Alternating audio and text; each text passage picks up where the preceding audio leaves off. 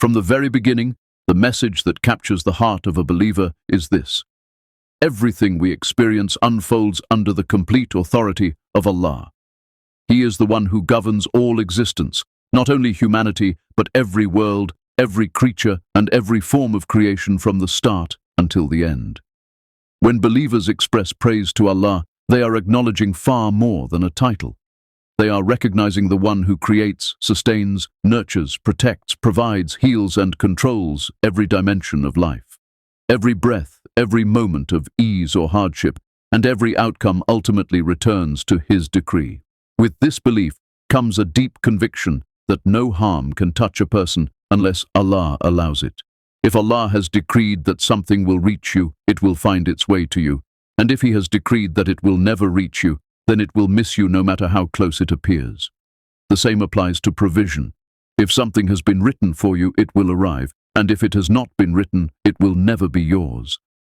What reached you was never meant to miss you, and what missed you was never meant to reach you.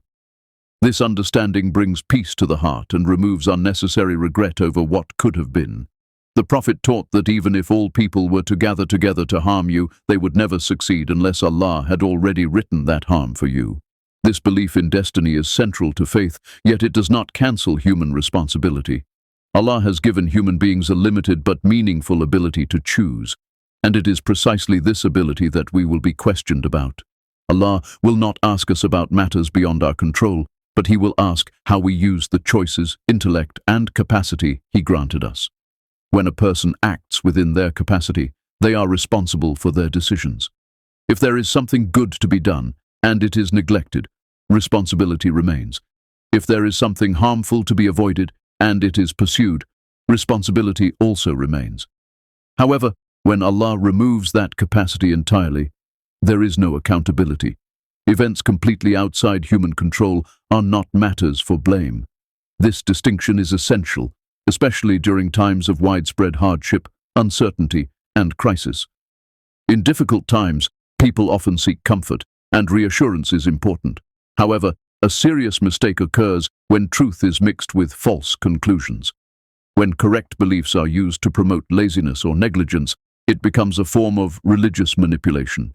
Saying that Allah is in control is true. Believing that nothing happens without His will is also true.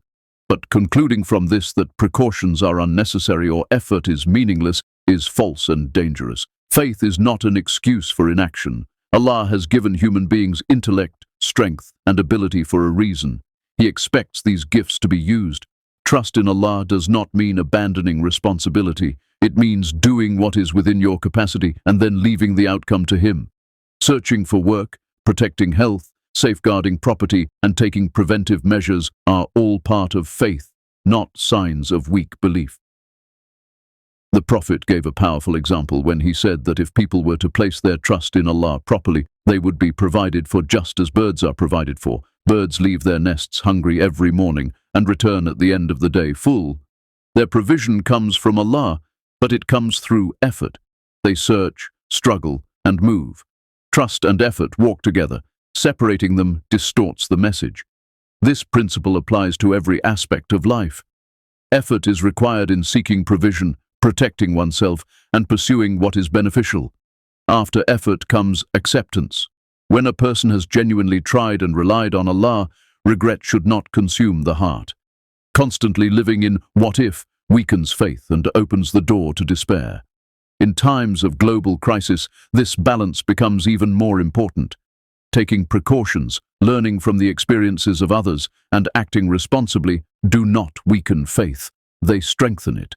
Illness, loss, and hardship may still occur despite precautions, and when they do, the believer responds with patience and gratitude, knowing that Allah's wisdom is beyond human understanding.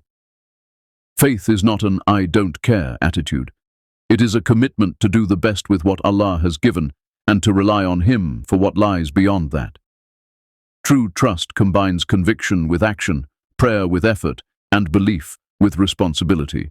By living this balance, believers protect themselves, help others, and remain sincere in their reliance on Allah, knowing that only what He decrees will ultimately come to pass.